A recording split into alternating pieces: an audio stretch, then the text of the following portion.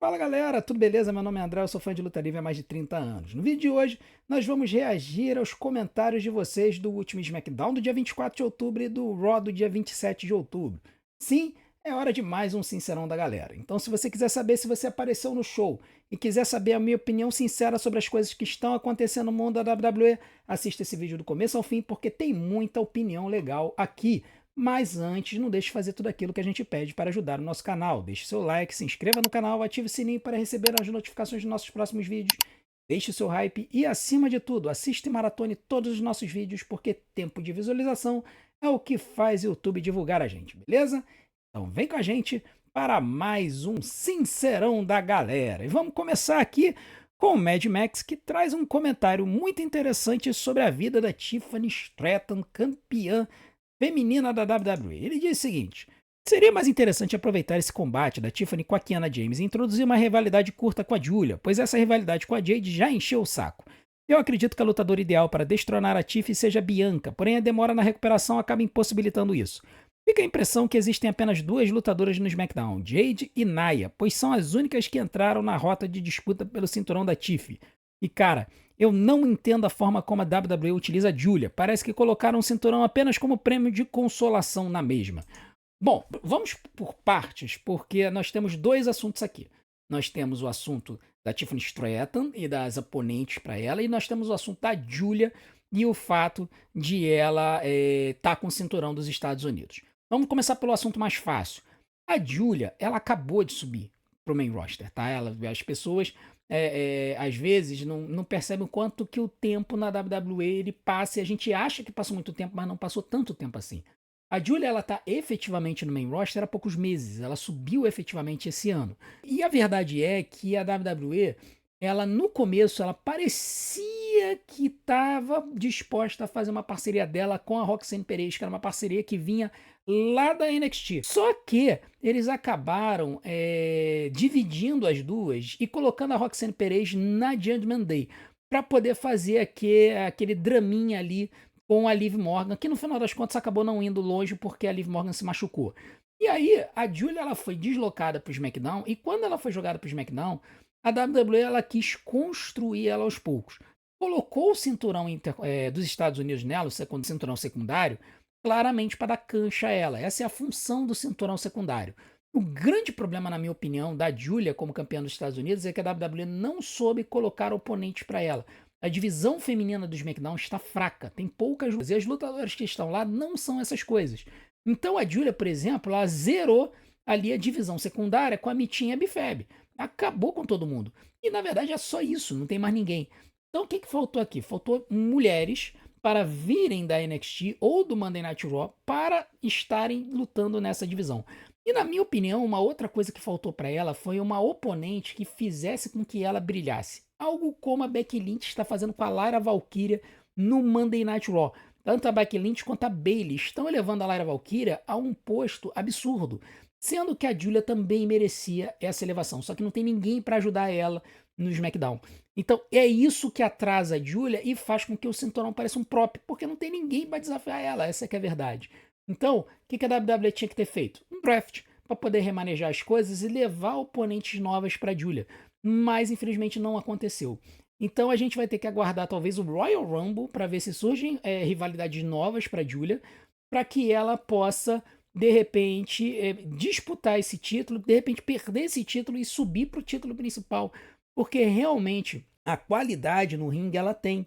E o inglês é que ela precisa melhorar um pouquinho, mas ela tem condições, na minha opinião, de subir para o título principal. É uma pena que eles realmente acabaram perdendo um pouco a mão dessa divisão feminina do SmackDown. E isso se traduz também para a divisão principal, que é a divisão do título da WWE. A WWE, como a divisão do SmackDown feminina tá fraca, tem poucas lutadoras, você tanto não tem oponente para Julia, quanto você não tem oponente para Tiffany. Tiffany também zerou a divisão feminina no SmackDown. A grande questão é que eles fizeram agora a Jade se tornar heel. E eu acredito que essa nova persona dela vai fazer com que ela finalmente derrota a Tiffany. E aí a gente vai ter uma rivalidade Jade e Tiffany por alguns meses, tá? Então, se você não gosta da Jade, meu amigo, vai ter que engolir ela com farofinha. Mas, sinceramente, eu acho que a Jade Cargill como Rio não vai ser de todo ruim, porque ela como Rio, ela não vai precisar fazer grandes movimentos de impacto para irritar o público. Até porque ela já irrita muita gente. Então, eu acredito, sinceramente, que isso vai dar uma renovadinha, pelo menos na cara do main event da feminino no SmackDown, mas que claramente a Bianca Belair faz e que claramente a divisão do SmackDown feminina está fragilizada, isso também está, isso é muito claro. Agora o João Vitor ele vai trazer um outro comentário sobre essa rivalidade da Jade Cargill e da Tiffany Stratton. Ele vai dizer o seguinte: apesar de do nada voltar com a feud entre a Jade e a Tiffany, eu gosto mais da Jade como heel. Ela fala como heel, anda como heel, é agressiva como heel, se manter a consistência nas lutas, afiar o Mickey e definir a persona de fato, vejo um ótimo potencial para ser uma grande heel dominante. Ela ficava confusa como face, acho que a WWE não trabalhou tão bem, mas agora pode ser diferente.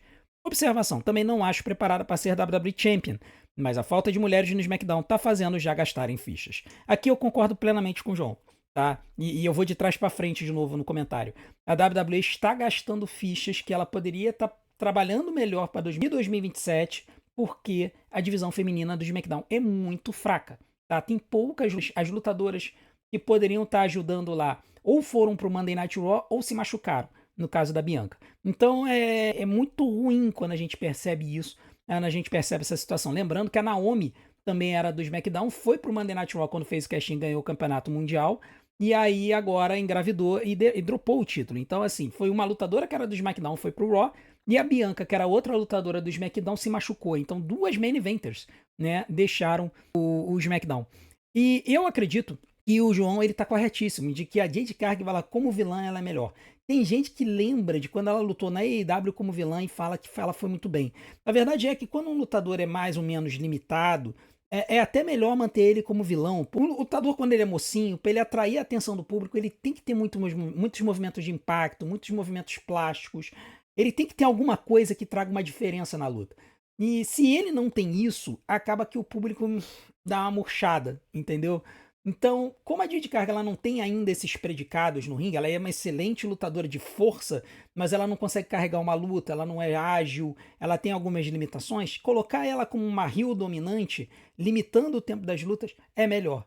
O pessoal já chegou a comparar ela com Goldberg, né? Poderia ser uma comparação justa, mas ela não tem o impacto que o Goldberg tinha. Então, nesse caso, é melhor colocar ela como heel mesmo, fazer ela irritar todo mundo, e aí, pelo menos, ela se torna uma força dominante para ser destruída. E aí, você tem como colocar mocinhas um pouco mais fracas para poder enfrentá-la. Então, acho que é o melhor caminho para Jade. E eu espero que ela, pelo menos, também acrescente no microfone para poder trazer um algo a mais para a persona dela. Agora, o Eric ele vai trazer um comentário sobre a forma como o Drew está sendo tratado. E aí, meu amigo, a gente começa o nosso momento heel turn do nosso Sincerão da Galera, porque vai falar do Drew McIntyre, eu vou me irritar. Ele diz o seguinte, cara, acho deprimente o Drew com aquele tamanho, aquela aura e a qualidade no ringue, ter essa vibe bunda mole de apanhar pro Corey, apanhar pro Jay, reclamar de ref, pedir para o manager fazer algo a respeito da injustiça contra ele. Era para ele ser um Uber heel e se tornar um campeão aniquilador no nível Orton 2009. Ou ele mesmo tá pedindo para ser assim, ou então o Hunter tá peidando na farofa mesmo. Cara, eu acho que o Hunter tá peidando na farofa, tá? Apesar do termo chulo, mas essa é que é a verdade. Porque é inacreditável a forma como o Drew tá sendo maltratado, tá? Eu concordo plenamente com você. O fato do Drew ele ser enorme, de alto, muito forte e ter um moveset extremamente realista, era pro Drew McIntyre ele ser tratado quase como um Brock Lesnar em matéria de ferocidade, em matéria de violência, em matéria de dominância no ringue e fora. Ver o Drew com essa persona de chorão, ficar reclamando da vida, ficar reclamando que ele tá sendo roubado, ficar reclamando que é um mundo corrupto, ai meu Deus, ó vida, ó azar, só joga a aura e a persona dele pra baixo. E o mais engraçado, o mais incrível é que, mesmo com isso tudo, o público se recusa a vaiar ele. Quando toca a música dele na arena, todo mundo aplaude, cara. É impressionante. O público reconhece a qualidade do Drew. O público reconhece o talento quando vê pela frente.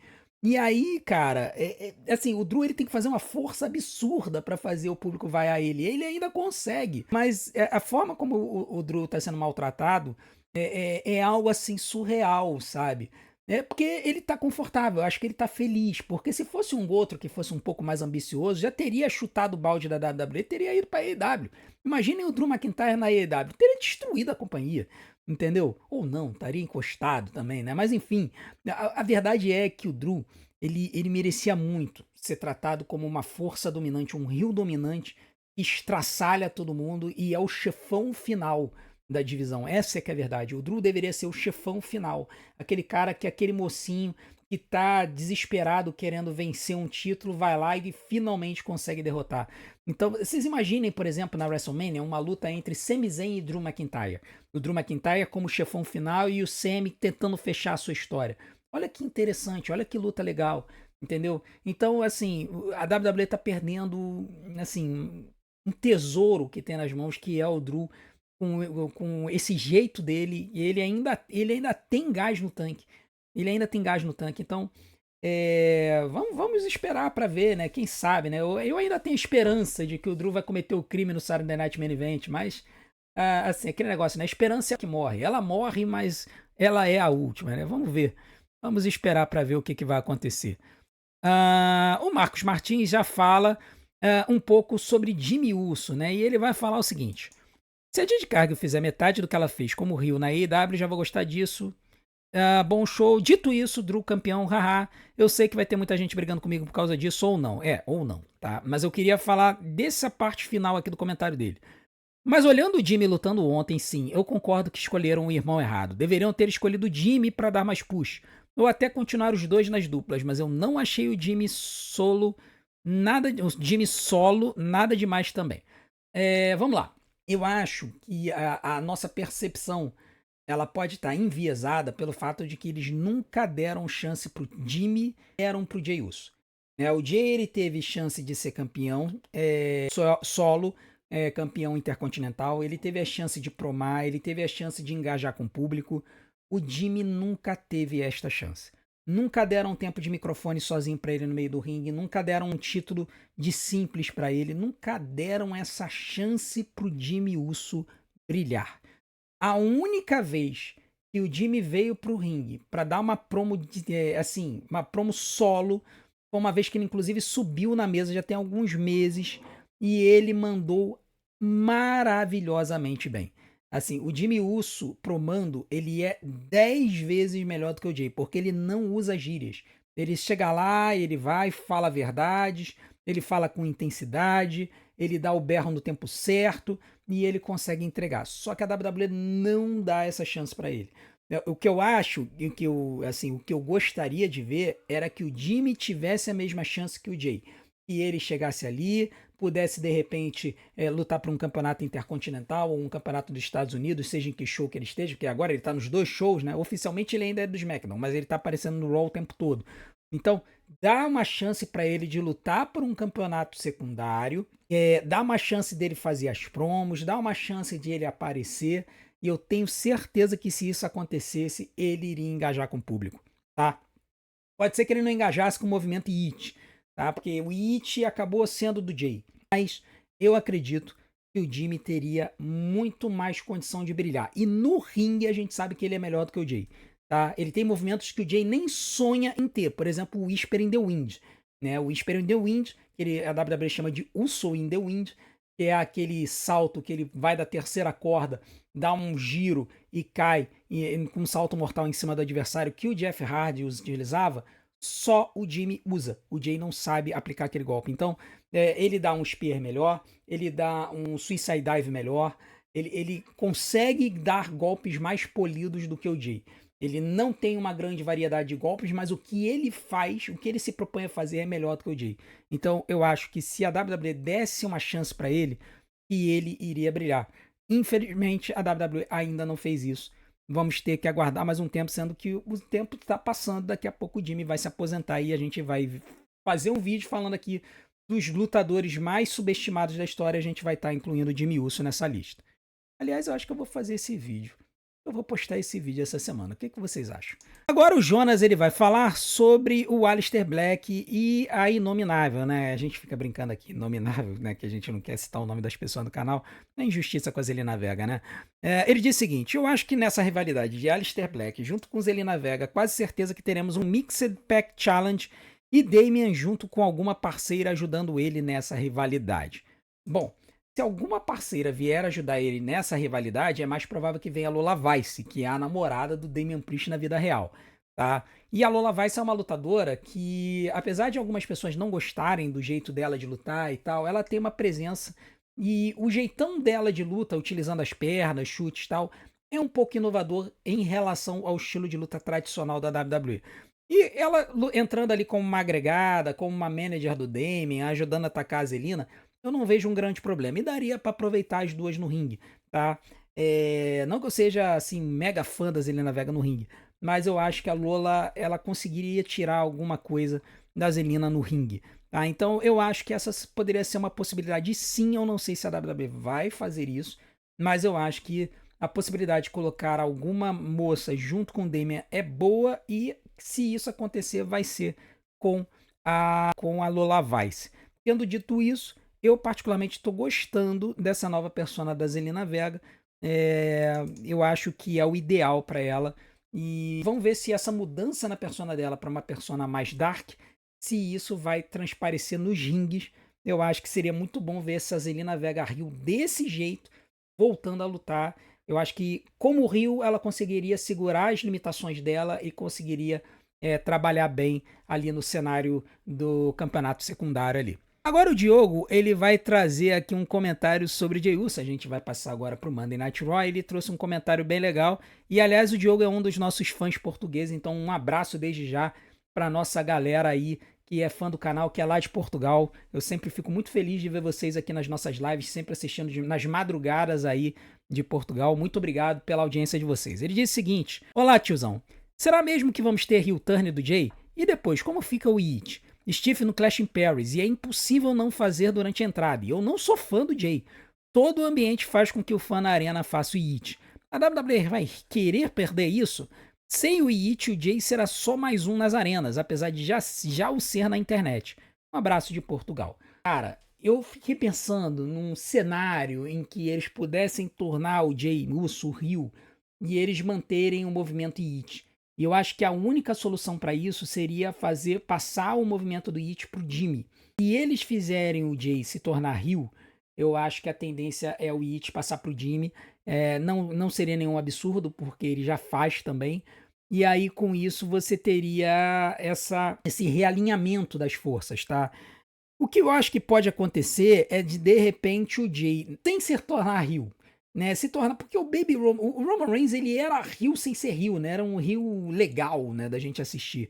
Tanto é que ele pedia pra todo mundo reconhecer ele, todo mundo reconhecia ele, né, apesar de ser um vilão, apesar de ser uma coisa arrogante. Dito isso, eu acho que a WWE pode fazer mais ou menos a mesma coisa, o Jey entrar na arena como se nada tivesse acontecendo e ter o movimento do It e ele apenas ficar reconhecendo o movimento em vez de ficar fazendo o movimento. Isso também seria uma forma de manter o It. E eu não tenho dúvidas de que o It, quando feito, ele faz a arena toda vibrar, porque já teve gente que comentou aqui, gente que foi no show, que realmente é algo contagiante. E se eu tivesse na arena, eu faria também. Então eu acho que faz parte do ambiente, né, de você acompanhar um show de luta livre, você entrar naquele universo e você vibrar junto com os demais. Então, eu também, se eu fosse pra arena hoje, eu faria It também. Acho que não faria, por mais hater que fosse do Jey Uso, e se entrasse na arena, ia fazer o It também e pronto. Mas eu acho que é isso. Ou vão fazer com que o Jimmy herde o It, ou eles vão fazer com que o Jey entre na arena, o pessoal faça o It, mas ele não reconheça e apenas admire, tá? Agora o Pedro, ele faz um comentário sobre o Punk e o Jey, tá? E aí, especificamente sobre o Jey Uso, ele tem um comentário bem polêmico, tá? Ele diz o seguinte: sendo bem sincero, mas esse segmento do Punk contra o Jey foi fraquíssimo. Dá pra ver claramente que a produção está protegendo o Jey, pois o Punk praticamente fez a promo mais genérica do seu repertório, e a resposta do Jey foi pior ainda, já que não teve nada a ver com o que o Punk falou. Vi um comentário que o Jay está cansado das críticas dele ser apenas a entrada, mas é exatamente o que o Jay é. Uma atração de 10 minutos, porque quando o gong bate, ele é o puro suco da mediocridade. É, rapaz, comentário polêmico, pesado aqui, né? Vamos lá. Eu acho que chamar ele de medíocre é um pouco meio pesado, tá? Porque é, tem muita coisa pior na WWE hoje, assim, sinceramente. Tanto na WWE quanto na NXT e tudo mais. Eu acho ele fraco. Fraco, isso é um fato. Como lutador de simples, tá? Porque como lutador de dupla, ele e o Jimmy Uso são excelentes. Tá? Eles conseguem fazer promos excelentes, eles, como duplas, conseguem fazer lutas excelentes. Então eu acho que eles juntos são maravilhosos. Mas eles não são um caso de que a soma das partes é melhor do que o todo. Eles são um caso de que o todo, quando dividido, as partes ficam piores. Tá? Então eu acho que tanto o Jimmy quanto o Jay, eles, como lutadores solo, já comprovaram que não são essas coisas, tá?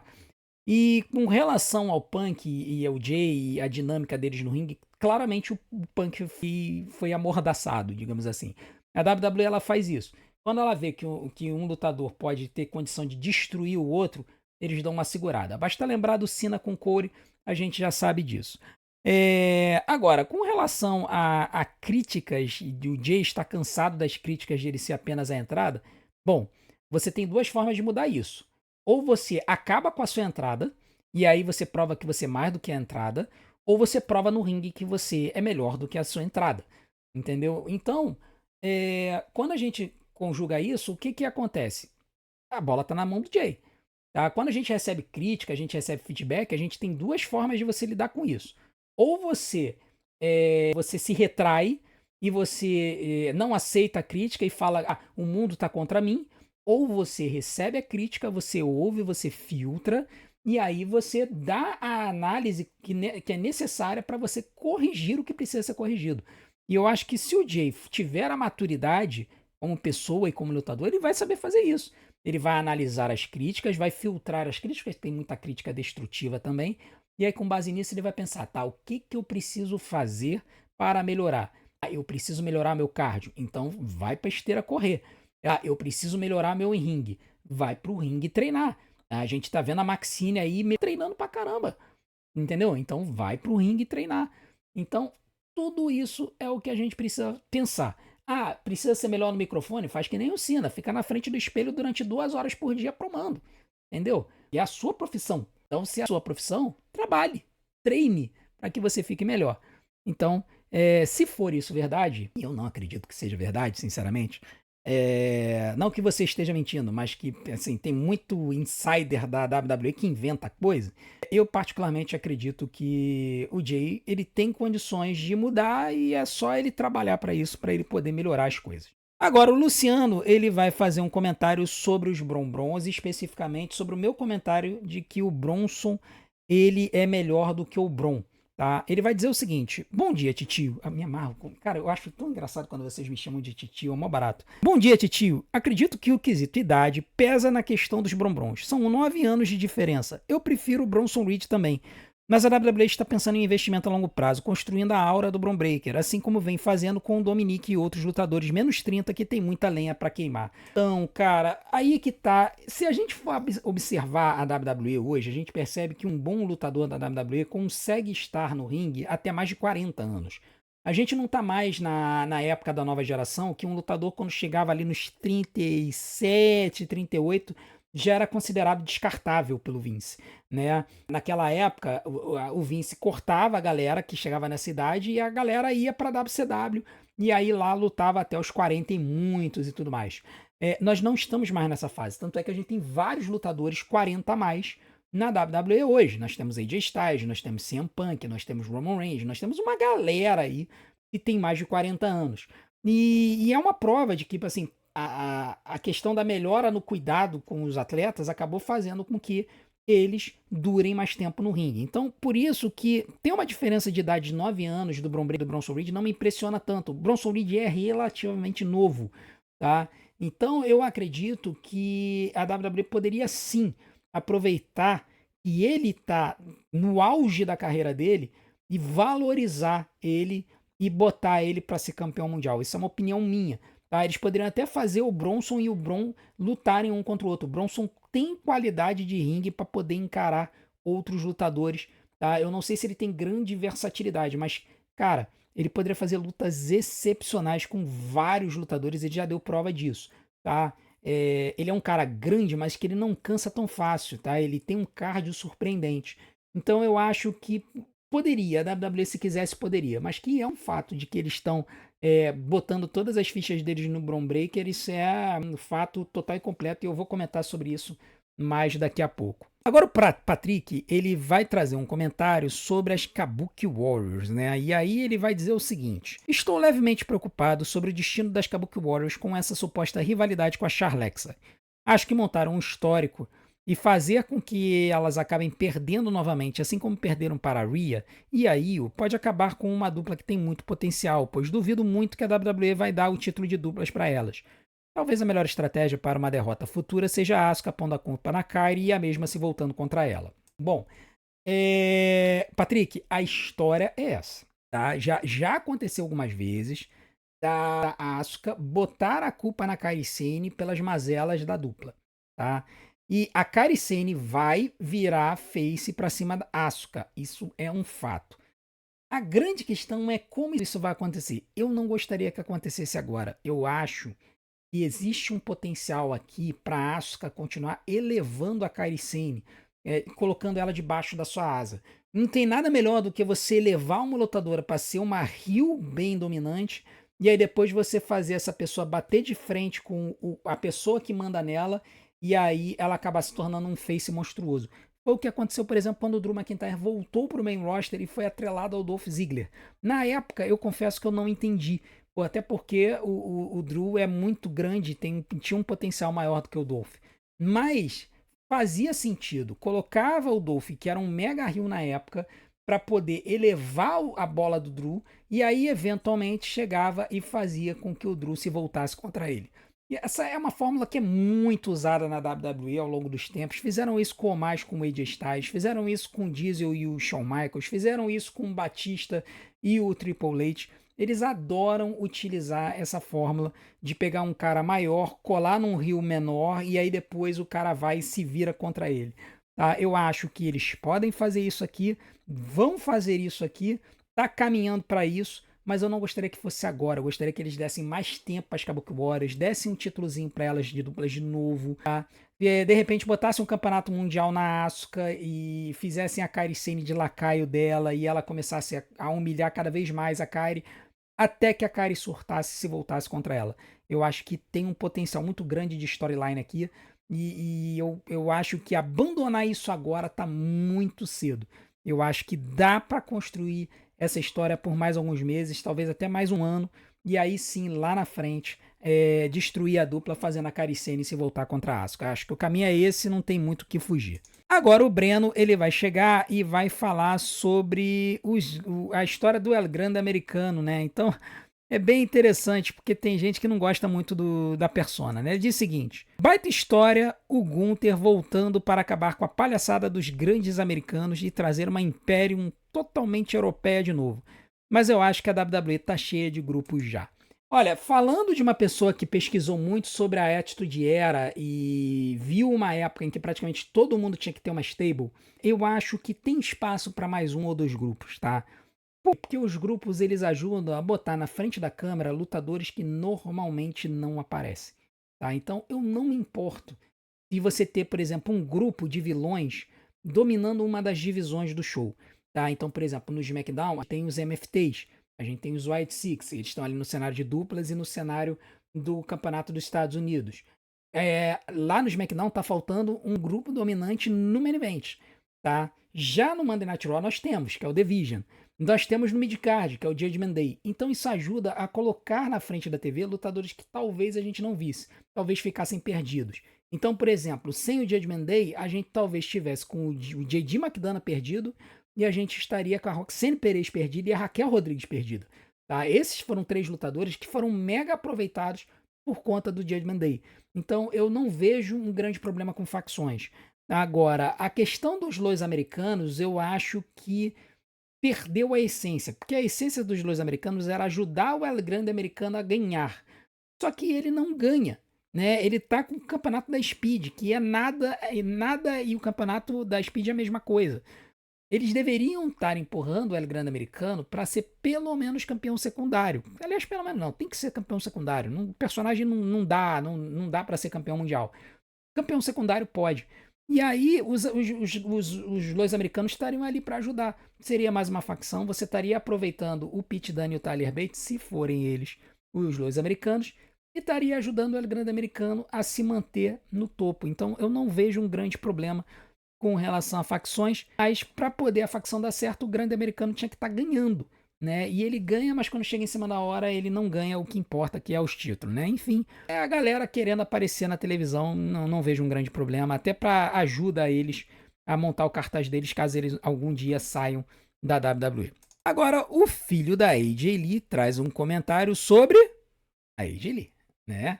E aí ele traz o seguinte comentário: tudo parece estar se encaminhando para aquele vazamento do War Games, Kabuki Warriors indo caçar treta com a Charlexa, Maxine dando a entender que a feud dela com a Beck vai dar um tempo. Minhas apostas são Kabuki Warriors, Judgment Day e Becky Lynch contra Charlexa, Rio e AJ Lee. Só falta avisarem a AJ Lee. E também acho que a Nikki faz seu heel turn até lá. Ela falou que quer muito voltar a ser heel para ter Stephanie versus Nikki no War Games. Bom, uma coisa de cada vez, com certeza a Stephanie Wacker não, a Nikki Bella com certeza vai virar heel. Essa historinha dela tá colada na Stephanie, tá muito na cara que ela vai virar heel. Se vai ser pro War Games, no Survivor Series, se vai ser no dia 13 de dezembro na aposentadoria do Cena, eu não sei. Mas que vai acontecer, vai acontecer. Se ela vai ser campeã de novo, eu não sei, eu espero que não. Mas eu acho que ela vai virar heel, ela vai. Agora, com relação ao War Games aqui, eu acho que a sua escolha é boa. Eu não sei se a Maxine vai entrar, apesar de que eu acho bem interessante. Aliás, eu esqueci de botar isso no resumo do show, né? No vídeo resumo de ontem, sobre a história da Maxine, né? Que ela encontrou com o Adam Pearce, falando sobre ela ter vencido 2 vezes a Becky Lynch. Ela dizendo que ela vai treinar, e aí o Adam Pearce falando, olha, quando você terminar de treinar e você entender que você está pronta, eu vou dar a luta para você pelo título. E muita gente reclamou. E aí eu digo, poxa, mas não tenho o que reclamar. Ela tem 2 vitórias contra a Becky Lynch, né? Uma por nocaute e uma por desclassificação. Então ela se mantém como desafiante número 1 ao título intercontinental. Então eu acho justo ela ganhar uma luta e ela se preparar para isso. Provavelmente vão fazer algumas vinhetinhas de treino com a Natália, acho muito legal isso. Vamos ver como é que isso vai ser trabalhado. E se colocarem ela no War Games, hoje em dia eu já nem me incomodo tanto. Tá? Apesar de que eu preferiria ver outras lutadoras, como Lyra Valkyria, Bayley, enfim. Vamos ver como é que a WWE vai tratar esse War Games aí. Eles ainda têm um mês para poder trabalhar esse show. Agora o Wrestling Moderno, ele chega e vai falar exatamente do Bronson Reed. Tá? E aí eu vou trazer o comentário e eu vou falar um negocinho depois que é muito importante. Ele diz o seguinte: Bronson Reed tem um carisma absurdo que está anos-luz à frente do Bron. Sei que não é melhor para os negócios financeiramente, mas o Bron ganhar o título esse ano, eu gostaria muito que o Bronson vencesse o Royal Rumble e tivesse um embate entre eles com o Bronson saindo por cima. Isso se o Seth não estiver disponível até a WrestleMania. Bom, eu gosto da ideia, não sei se eles vão colocar o título em jogo, mas eu tenho certeza de que, assim, na minha afirmação, o Bronson hoje é um lutador mais polido e mais pronto do que o Bron Breakker para o main event. E para elaborar sobre isso, eu vou colocar um vídeo aqui a partir das 6 horas da noite para todo mundo. Os membros do canal vão ver o vídeo antes, aonde eu vou fazer um Sincerão do Dia falando sobre os Brons especificamente. Então aguardem o vídeo.